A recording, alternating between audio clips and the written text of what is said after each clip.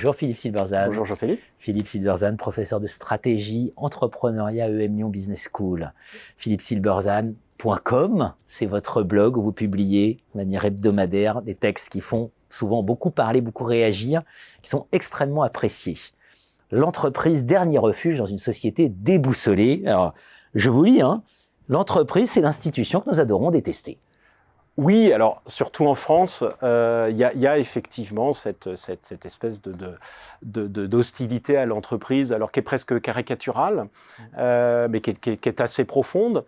Et ce que j'ai souhaité noter ici, c'est qu'au fond, elle n'est pas forcément partagée en fait, puisqu'il y a un sondage qui est paru fin 2022 qui montre que 70% des Français ont une bonne image de l'entreprise.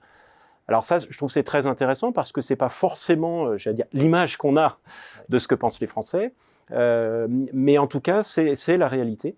Et donc, c'est intéressant d'essayer de comprendre pourquoi, malgré ce qu'on peut entendre, eh bien, les Français ont une bonne image de l'entreprise. Alors évidemment, la question, c'est pourquoi c'est important.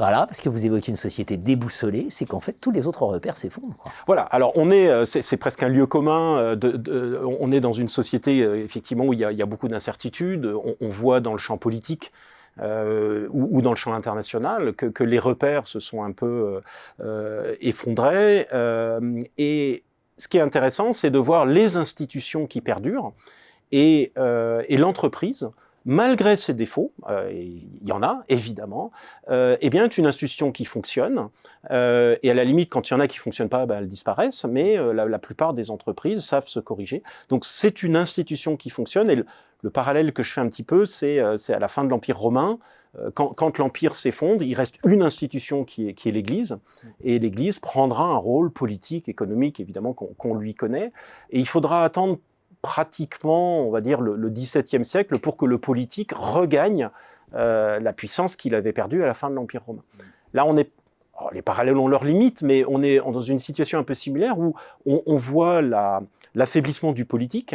Alors en France, les exemples sont multiples, et eh bien peut-être que l'entreprise, c'est ce qui reste, qui fonctionne, encore une fois avec ses limites, mais qui fonctionne, d'où le fait que beaucoup, et c'est des phrases vraiment que j'ai entendues, beaucoup de gens disent c'est une forme de refuge, parce que ça fonctionne, on peut être critique, etc. Et encore une fois, il y a des limites, mais ça fonctionne en fait. Donc il y a cette idée de refuge.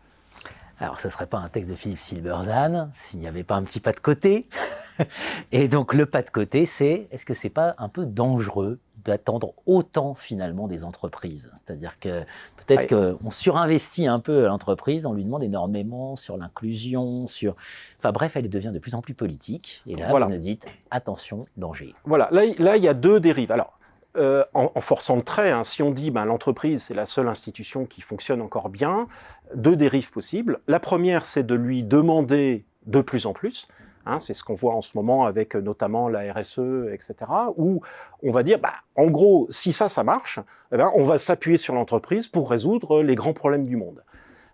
Donc ça pose un problème pour l'entreprise parce qu'elle n'est pas faite pour ça.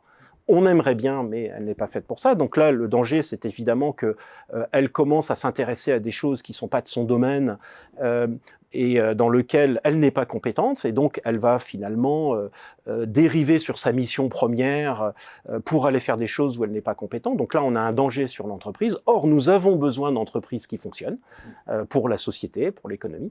Et puis, il y a une deuxième dérive qui est très importante, c'est ce que j'appelle la privatisation de l'espace public, c'est-à-dire que l'affaiblissement de l'État, si c'est remplacé par des entreprises privées, ça pose un problème démocratique.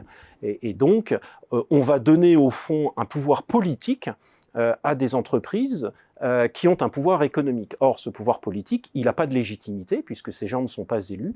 Et il y a presque un paradoxe à voir que des gens qui viennent, pour caricaturer, plutôt de la gauche, essayent de pousser à un engagement supérieur des entreprises, alors que ça pose un vrai problème démocratique. Donc, ce pourquoi je milite un peu avec cet article, c'est de dire attention à ce qu'on veut vraiment, et si on demande trop à l'entreprise, on met en danger l'entreprise, et aussi on met en danger l'espace public, Et donc, il faut plutôt mettre l'accent sur résoudre les problèmes des institutions publiques, qui est pour moi un véritable enjeu, plutôt que dire, bon, on va juste demander aux entreprises de faire le job des institutions publiques.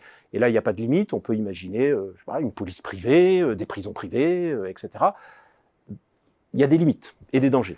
Il y a des limites. L'entreprise, dernier refuge dans une société déboussolée, pour le meilleur ou pour le pire. C'est un peu ça la conclusion. On va dire que surtout, c'est le fait que la société soit déboussolée qui est un problème. Et ça, c'est un problème pour le politique. Exactement. Voilà. Exactement. Merci Philippe Silberzan. Merci Jean-Philippe.